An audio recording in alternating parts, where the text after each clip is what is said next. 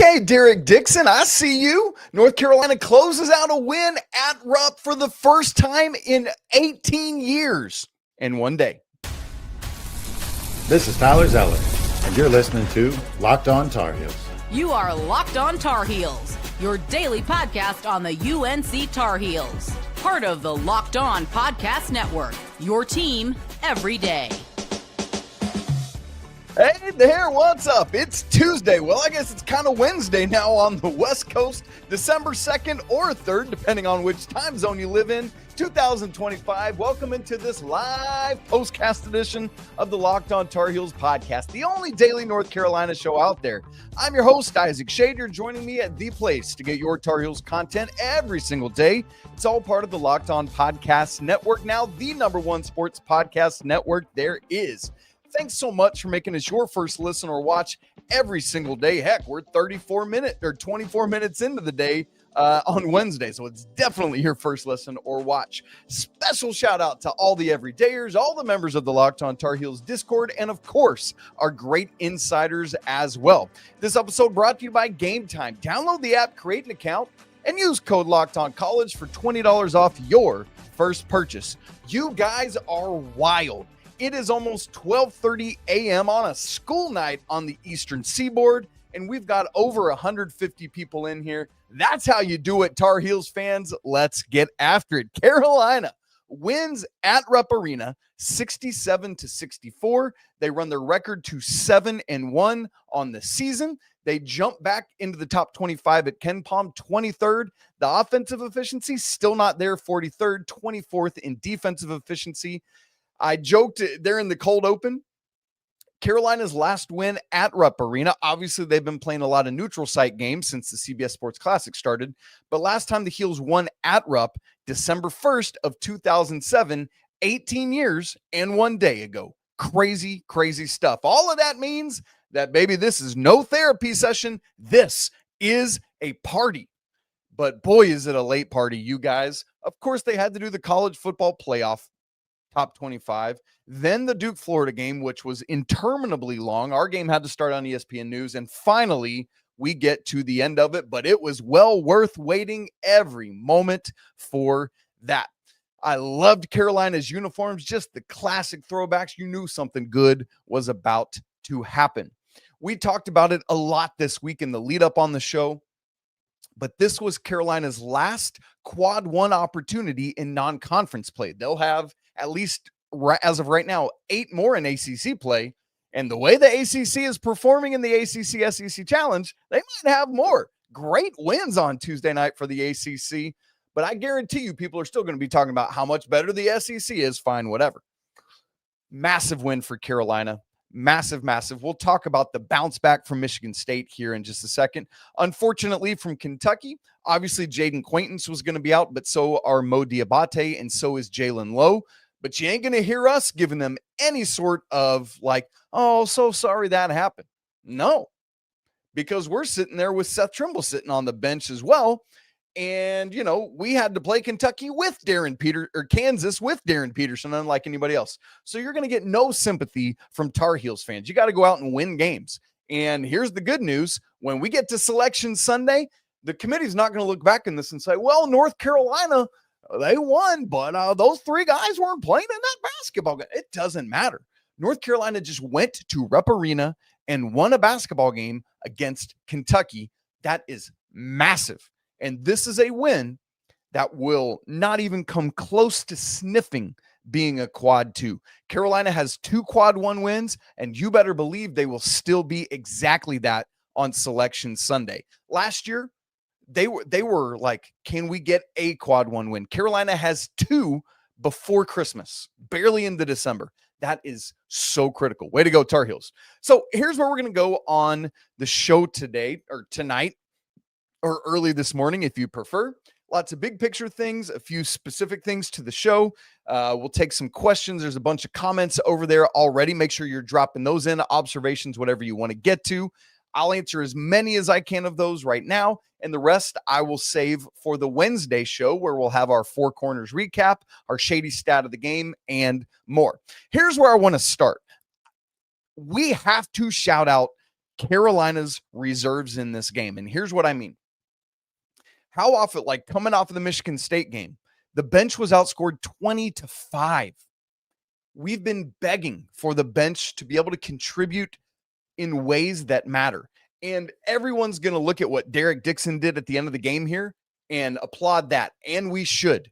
But it started earlier in this game where this game was a flip of what we've seen a lot this season, where it's usually the starters that have gotten out to a good start, and then the reserves come in, and then the other team makes a little bit of a run. In this game, Carolina was down 10-4.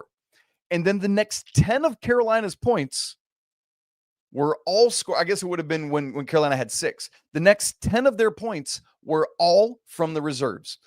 Jonathan Powell 3, 2 Derek Dixon free throws, a Derek Dixon layup on the other side of the rim, and then another Jonathan Powell 3 to give Carolina a 16-3 lead.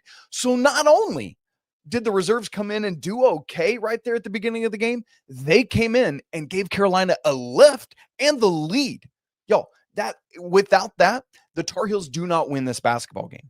So we got to go all the way back there. But we need more of that consistently, always. And those are the things that, maybe that's some of the silver lining of Seth Trimble being out, is you get to see moments like that. But then there were other moments down the stretch of this game. Let's not forget, Carolina had gotten down 6, and then they go on a bit of a run. The bucket that tied it was a Caleb Wilson transition pitch ahead to Zayden High, who was streaking out ahead of the pack. Kudos to him for running the court and made a very difficult layup in transition. Like, that is a difficult basket. Very well done, Zayden High. Great pitch ahead, by the way, Caleb Wilson. But then Derek Dixon, you guys, the end of the game, we get that great Luka Bogovac 3 out of the timeout. That was critically important to give Carolina a 61-59 lead, I want to say it was at that point. But then Kentucky ties it back up. They take a lead, and then you get that Derek Dixon step back 3 with the shot clock winding down. And then on the very next possession, you get Derek Dixon that, he just found his angle, found a crease, boom, to the rim, layup. And those are the bunnies that people miss all the time, and it was on the left side of the rim. And a freshman in that moment delivers in a big way. You absolutely love it. Derek Dixon gives Carolina a 64-62 lead with just under a minute to go, and a 66-64 lead with just under 30 seconds to go. Kentucky kept answering, and then Carolina punched back, man. Phenomenal stuff from the Tar Heels and from this freshman. And so that leads me to now have to ask this question as I get a sip of water. Did we just witness a changing of the guard for Carolina, or was this a one-game situation? But here's why I ask. Do not miss what happened down the stretch of this basketball game. And I'm talking about even before Luka Bogovac fouled out. Carolina's 5 coming out of the timeout with 3:30 left was Luka Bogovac, Jaren Stevenson, Henry Vesar, Caleb Wilson, and not Kyan Evans, but Derek Dixon, who had earned all sorts of trust with a bunch of first half minutes and then did it again here. And Derek Dixon played the rest of the second half. And then let's also give some kudos. Once Bogey fouled out, he had fouls on back-to-back possessions, unfortunately. He fouls out, and Jonathan Powell was the one that came in, not Kyan Evans. So it wasn't a Kyan Evans, Derek Dixon 1 and 2. Jonathan Powell came in. So you saw the guys that are really kind of have been 6th and 7th. And quite frankly, once Seth Trimble is back, that's guys that are 7th and 8th.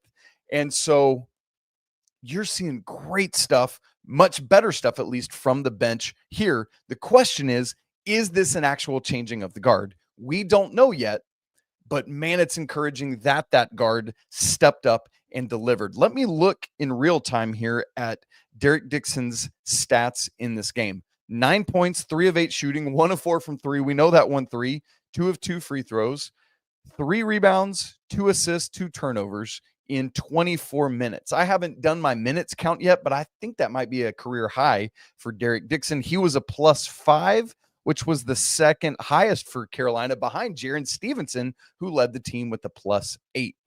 Great stuff. Derek Dixon, what a dude. But man, so much more from the reserves than we've seen. In fact, bench points, 17 for Carolina. How many did Kentucky have? Out of curiosity, I'm not getting to it. Forgive me. 16. So Carolina win bench points. How many times has that happened this year, right? Great stuff from the reserves and Derek Dixon. Changing of the guard, we'll find out. The next thing I want to shout out is Carolina's defense. Kentucky is so good offensively. Mark Pope is a great offensive mind. And Carolina came into this thing, held Kentucky without a three-pointer in the first half. Obviously, some of them they dismissed, but still, it ain't just about Carolina. They finally made one in the second half, but that was it. The Wildcats were 1 of 13 from beyond the arc in this game, finished 7.7% from three. Now, for the game, they finished 43%, so they obviously shot much better from two-point range, which was one of the big storylines I was watching for in this game, because strength on strength, Carolina was second in the nation in two-point field goal defense, while Kentucky was like 18th or 19th in two-point offense. Kentucky was 22 of 40 on two. So obviously they win that battle, but I thought Carolina showed well on the toughness they had on the interior. So really nice defense. We saw some more trapping than we've typically seen from the Tar Heels. Really good stuff there. But the other thing is, oh my goodness, we've got to talk about this stretch the Wildcats went through in the second half of over 10 minutes without making a field goal. Obviously, they had a bunch of free throws in there, but for more than a quarter of this basketball game, Kentucky did not make a field goal. It was from 13:08 until 2:43 that Carolina held Kentucky without a field goal. And some of that was like Malachi Moreno had what looked to be an easy dunk. Was one of the type that Henry Vasar was just throwing down all night long. And Caleb Wilson, went for the block, but was going to make sure he did not dunk that basketball and make him earn it the hard way. He made only one of two, and that gave Carolina an advantage in the home stretch of this basketball game. I thought that was a great play from Caleb, and you got to make sure you foul hard enough there, and he certainly did. Really, really good stuff from Carolina's defense in this basketball game. How many did Otega Oweh score? 16 on 6 of 11. Decently pretty good there from him. 2 blocks. Man, he's so good defensively. Otega Oweh, he's a dude, I tell you what. But Denzel Aberdeen, 4 of 13 in this game. Carolina held him in check. Cam Williams, Colin Chandler, 12 points. Yeah. So really nice by the Carolina defense. Okay, we got a lot more to say about this game, including, once again, how have we gone this long without me mentioning much about Henry Vasar or Caleb Wilson yet? That's where we're going to head coming up in just 1 second. Right after I tell you about Omaha Steaks. Y'all, the holidays always feel a little easier when you already know the perfect gift, and Omaha Steaks makes it almost too simple. Whether you're treating yourself this season or friends or family, heck, my in-laws just bought my wife and I Omaha Steaks package for Christmas. So cool. I've never had someone buy one for me before, and I cannot wait to dive into it. I'm excited for it to arrive so I can dig in on this.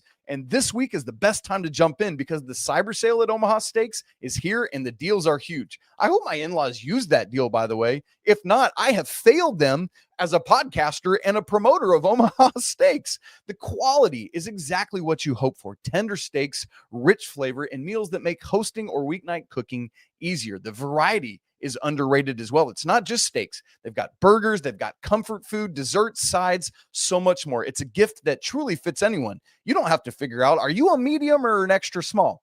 It's just, do you like awesome food? Let me get you Omaha Steaks. So save big on unforgettable gifts with Omaha Steaks. Visit omahasteaks.com for 50% off site-wide and an extra 20% off select favorites during the cyber sale. And for an additional $35 off, use promo code COLLEGE at checkout. Again, that's omahasteaks.com, promo code COLLEGE. Terms apply, and you can see their website for all the details. All right, gang, here we go. For those of you watching in real time, the box score is up now, so you can see that. For those of you listening back later, I'll explain to you as we talk through it as well, so don't worry. But I want to thank all of you for making Locked On Tar Heels your first listen or watch of the day, and thank you even more for making Locked On the #1 sports podcast network in the world. It's absolutely crazy what we get to do, and I love it. Here's where we're going next. We got to go to the front court. These two dudes, Caleb Wilson, Henry Vasar. I got to be honest. I thought Henry Vasar was the best player in this basketball game, but I also thought Carolina didn't go to him enough in this basketball game. Now, the truth of the matter, and this is something we're going to have to look at going forward in long term, is that because of the lack of being able to develop much of a backup five to this point, both of these guys are having to play more than they otherwise should. 36 for Vasar, 35 for Caleb Wilson. And I got to be honest, I thought they looked gassed down the stretch. Now, here's what's cool. I talked about that Zayden High bucket. That was just before the under 4 timeout.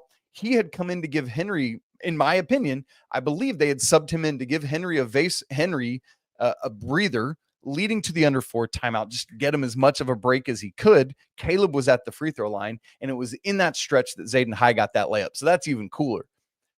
But these guys, they deliver. Henry Vasar, so efficient yet again. 17 points to lead Carolina and 10 rebounds, another double-double. 8 of 12 from the field. I mean, this dude is routinely over 60% from the field. It's incredible stuff. Of course, when you're dunking it as much as he does, of course you're going to have a high field goal percentage.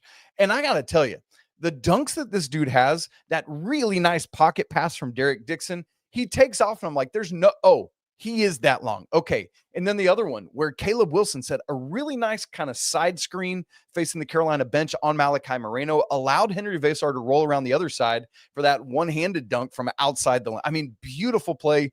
Big credit to Caleb Wilson for that screen. That's massive. And he doesn't make that play without it. But Vasar, again, 17 and 10, 4 offensive rebounds in 36 minutes. And then Caleb Wilson, dude, how about this? You ready for this? Not only did he have a 15 and 12 game, 6 of those 12 rebounds were offensive, and he struggled. 5 of 19. I thought Kentucky did a really good job of being physical, getting up into Caleb, not allowing him to have easy looks at the basket, forcing Caleb to take some fadeaways. But not only did he have that 15 and 12, but 6 assists and just 2 turnovers. And when Caleb starts distributing like that, look out, man. It's over. Carolina's first basket of the game. He had a great look to a great cut from Kyan Evans for the basket. That's the stuff, man. 3-to-1 assist to turnover ratio from Caleb. 4 assists away from a triple-double. Crazy. He also adds a block and 2 steals. So Caleb Wilson, even on a tough, inefficient shooting night, does really, really well dishing it out. And so the front court, man, they just continue to deliver. But again, let's also not miss Jaren Stevenson. I love that Hubert Davis started this game by putting Jaren on Otega-Owe, making life difficult for him with the length. Yes, Jaren only has 4 points, 5 rebounds in this game, but he had 2 assists, just 1 turnover, a block, and 2 steals. And again, was a team high +8. Do not just look at the box score and say, Jaren Stevenson didn't do much scoring. Dude, he does so much to contribute to winning that isn't just what you see in the box score. So do not miss any of that from him. Here's where I want to go next. Carolina, in the Michigan State game, took some leads and then struggled, right? They were up 22-15 and just couldn't get it back after Michigan State took the lead. Carolina kept closing in the second half, but could never get over the hump. So one of the things, I actually wrote this in my notes, Kentucky is up 4 with 10 minutes to go. Will Carolina crumble again, have inefficient offense, or will they be better down the stretch than that game? Carolina fights all the way back to eventually tie it 6 minutes later. It's tied at 56 after the Zayden High layup with 4 minutes to go. So yes, they were better down the stretch. At that point, it was, they've been better, but TBD, can they get a lead? Because they hadn't retaken the lead at that point. Yes, they could, took a 58-57 lead. And so when it got to be 3 minutes to go, I'm going to read you verbatim what I wrote. Carolina might not win this basketball game, but with 3 minutes left, I can say they did not give it away like they did the Michigan State game. Because remember, Carolina collapsed. They gave up, gave in to doing what Michigan State wanted to do, while the Spartans were just running whatever they wanted thanks to Jeremy Fears. And I guess that's part of it too, is that Jalen Lowe's sitting on the bench and Kentucky doesn't have their guy to be a floor general. But still, Carolina, again, holds them without a field goal for over 10 minutes. What are we talking about? So that was to rebound from what just happened against Michigan State, where Carolina had won their first quad 1-1 game against Kansas, then gave the other one up against Michigan State. And now, as I called this was like your quad 1 rubber match of non-conference play. And so for Carolina to go to Rupp and get a win of that variety in that way. Like, this was a tough-nosed, fight it out kind of game, and Carolina did what they needed to do. So way to go, Tar Heels. Way to just fight and fight and fight. And that, in fact, talking about that fight leads me to the kind of the last point I want to get to before we take another break and then get to the comments.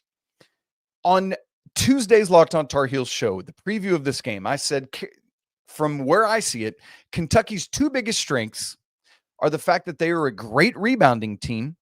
They're fourth in the nation in total rebounds at 46 a game, and they're third in the nation in defensive rebounds at 33 a game. So those two things in particular is like Carolina has to fight tooth and nail for every rebound, but particularly on the offensive glass.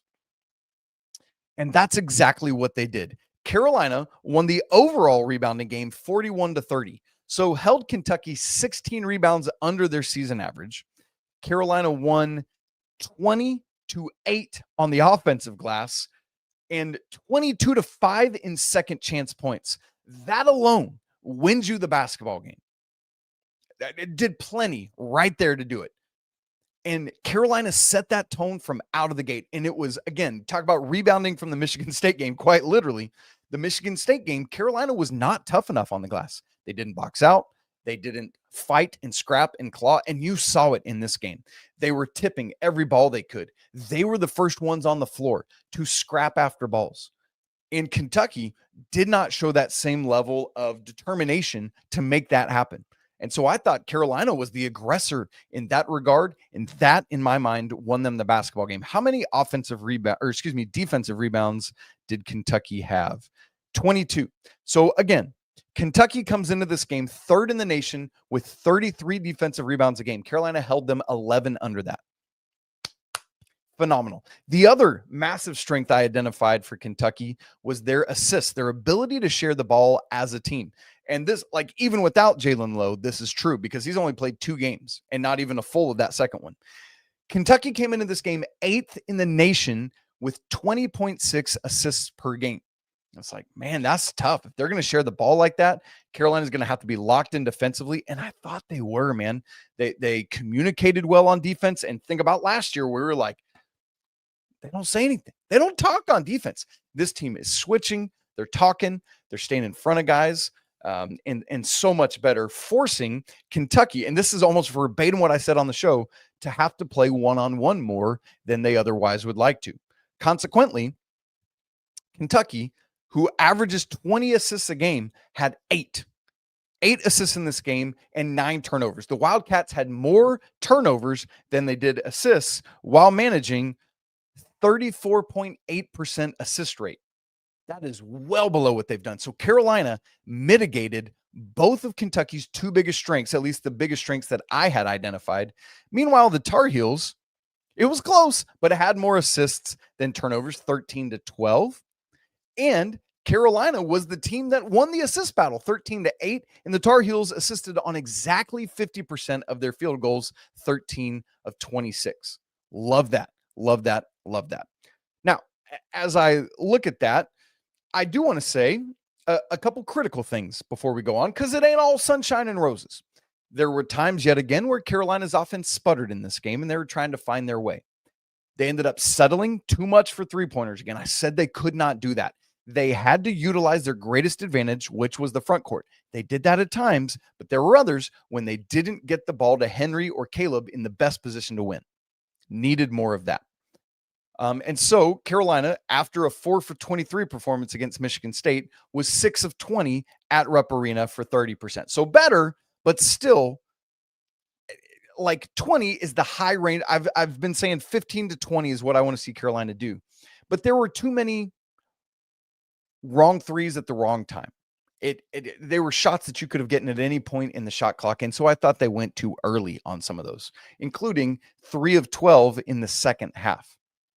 After 3 of 8 in the first half. Is that correct? Yes. And so, man, it was tough, but just got to keep working there, you know?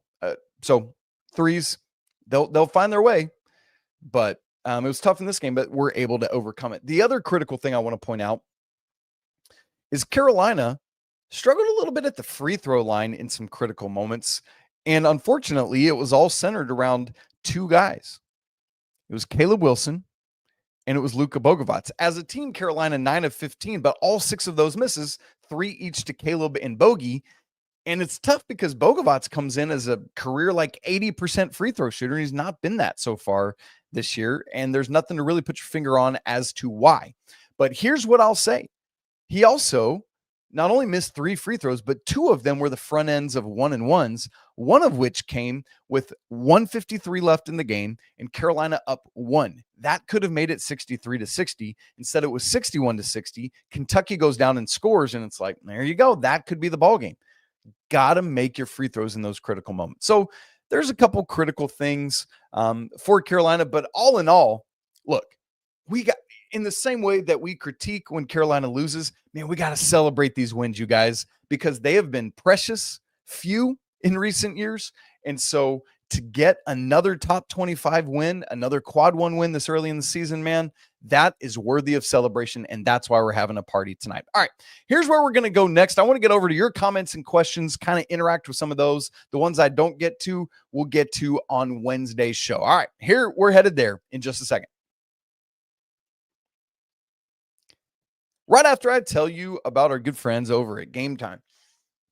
Y'all, the World Cup is coming back to North America, first time since 1994 when I was a mere 10 years old. And there are going to be 48 teams in this field for the first time ever. It's going to be massive, but let's be honest, getting tickets is very, very difficult because the world wants to come and be part of it.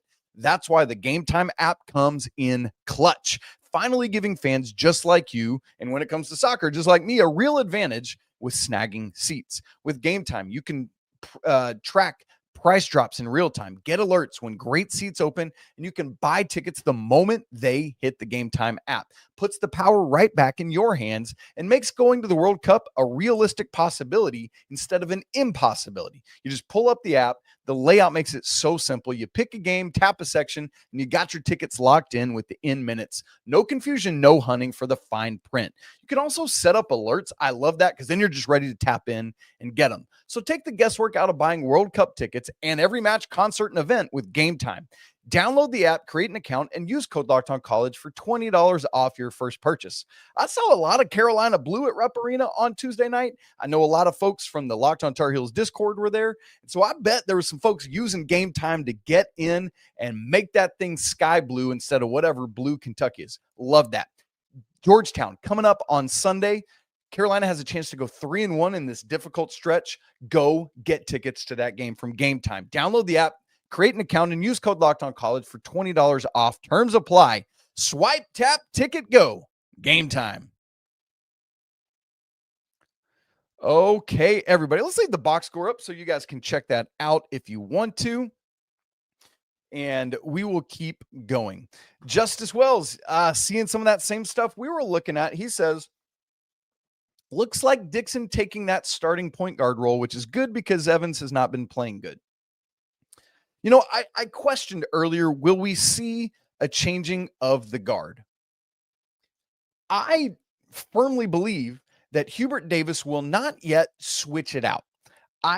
When we get to the Georgetown game on Sunday, which is Carolina's next game, I, at this point, don't expect Derek Dixon to be in the starting lineup.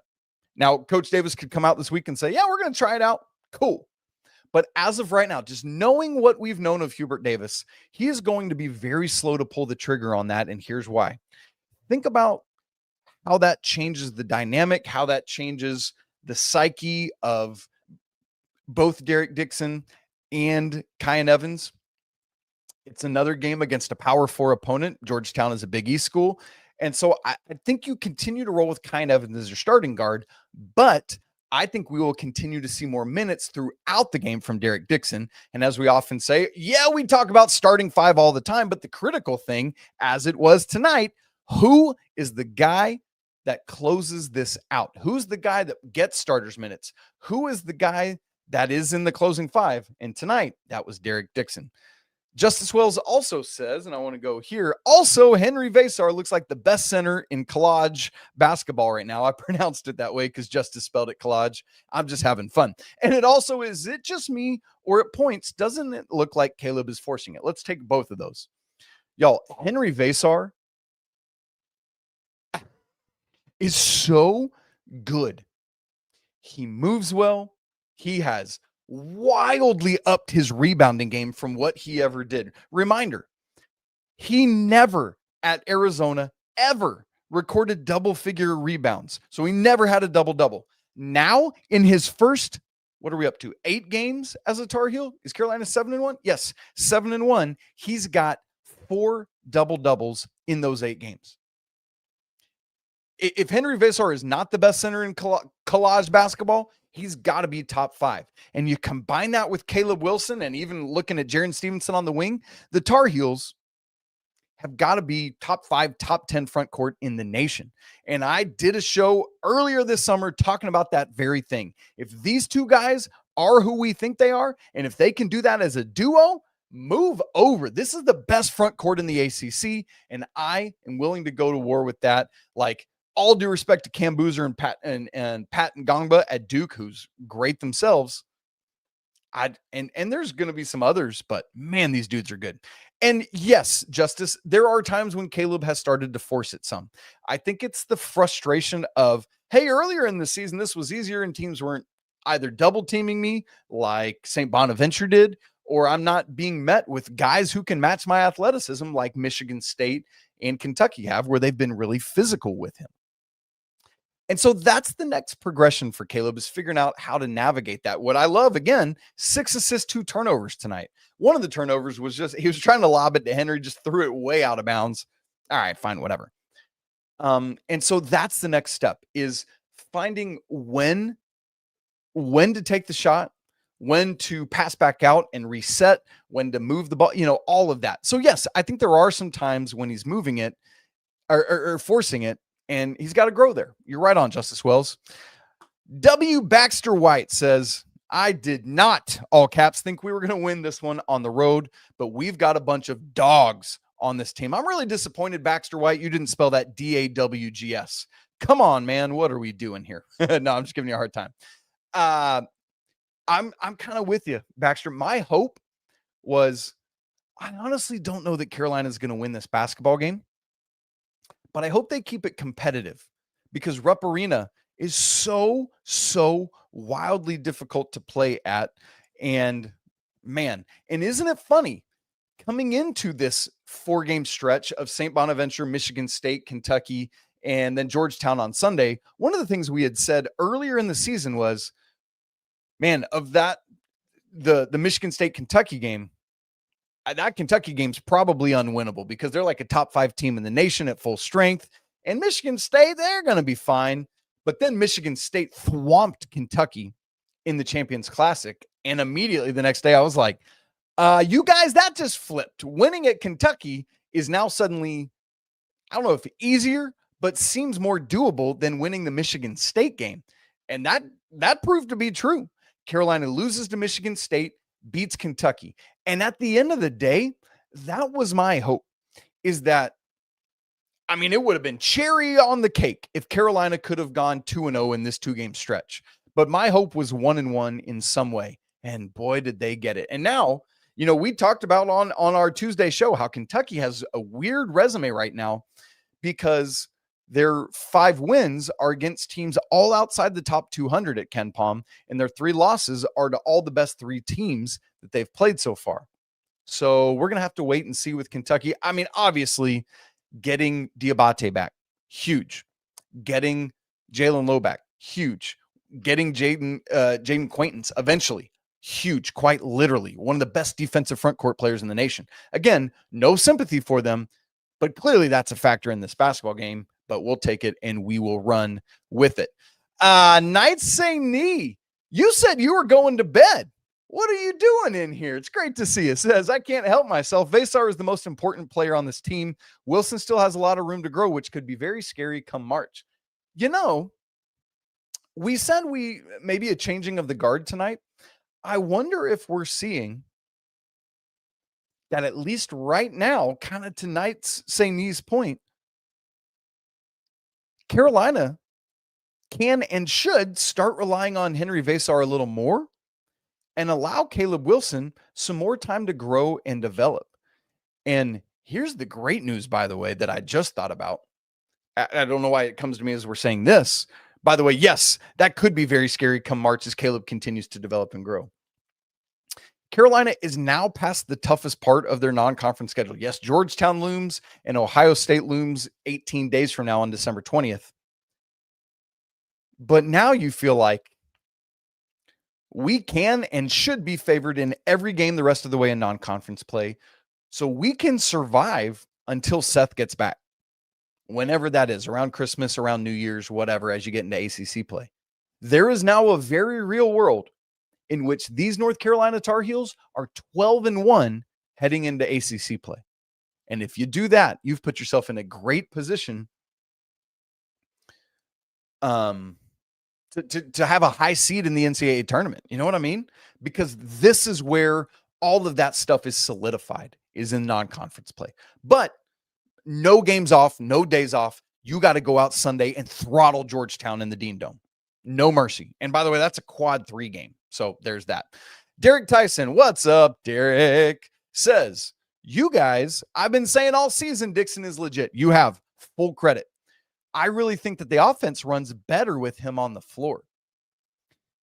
And here's what I'm wondering long-term. I was actually thinking about this during the game and I think how cool was it to have Dickie V on this call instead of the Duke game?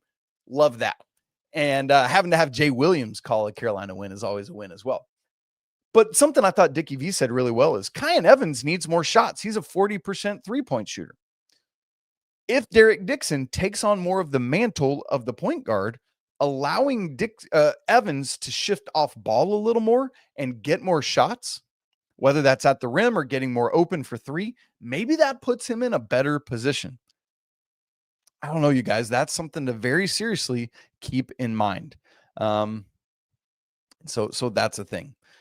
Ryan Sheehy, 7687. I'm glad it didn't go 6-7. Says, our shooting just hasn't lived up to the historical output from the guys, but it's getting to the point where we have to ask if we're just not a good outside shooting team, but we are so good at the rim. As it sits right now, let's see with the updated numbers, Carolina on the season, moved up to 22nd at Ken Palm. There we go. Is shooting from 3, 31.7%. That is 238th in the nation. That's not good enough. National championship teams, like historically, you know how data-driven I am, 35% or better. And the vast majority are actually 36% or better. So, again, as I've been saying, Carolina is right now relying too much on the 3 or just giving up and shooting 3s instead of like a good Roy Williams team insisting that they get the ball inside where their biggest advantage is. And then you get to 3-pointers on kickouts when guys double down because they're going to double Henry. They're going to double Caleb. They're going to bring help. That's when you kick out. So Carolina needs to be an inside-out basketball team. I'm going to keep ringing that bell and screaming it till I'm absolutely blue in the face. But yes, Ryan Sheehy, I think you're absolutely right with that. Here's a great question from Michael Gerbiz. I hope I'm saying that right. Michael says, I'd really like to know what the lineup is going to look like when Seth returns. You and me both. Thankfully, that's a problem for another day, but let's talk about it. A small sample size, but Dixon looked solid tonight. Evans is still underwhelming, unfortunately. And here's the thing. When Seth comes back, I think Coach Davis said this in his press conference on Monday, and I thought it was so great. He said, we've had all these different basketball teams this year. In the exhibition season, we had a basketball team with no Luka Bogovac. The first 2 games of the season, we had a full-strength team, but with Luka Bogovac, who had just learned that he was eligible. Then after that, we've had a team with no Seth Trimble all the way through tonight. And then when Seth comes back, we've got another new team, and we got to figure out how to work him in. And so to Michael's question, I think that's going to be key is we're going to have to, and maybe I'll do this next week because Carolina doesn't play from Sunday to the next Saturday. So maybe, Michael, I'll get more to this question over the course of like the lead up to Christmas, because I think it's something we've got to very seriously think about and consider and look at. All right, you guys, I know there's a bunch of great other comments, and I do want to get to those, so I'm going to keep them handy, and hopefully we can answer some of those on the Wednesday show, which I'll record here in just a little bit. Yes, I know it's after 1 o'clock on the East Coast, but this is what we do. I'm here for you guys always. For now, though, wow, what a win. Thank you, Colin Chandler, for missing that reverse layup that would have tied the game. Is that right? With just a little bit to go, misses it. Caleb Wilson gets that rebound and is fouled, makes 1 of 2. Carolina could have iced this game away at the free throw line, missed some big opportunities. Great stuff from the Tar Heels. Man, love going to Rupp and getting a win. Y'all, it's awesome. It just feels so much better to win basketball games. Absolutely love it. Whoo! If you haven't subscribed to the show, do it now so you don't miss a second. If you're watching on YouTube, subscribe button's right down there in the bottom corner. If you haven't joined the Locked On Tar Heels Discord, we'd love to have you. That link's in the show notes. It's a great place to be. Come hang out. Free. Absolutely free.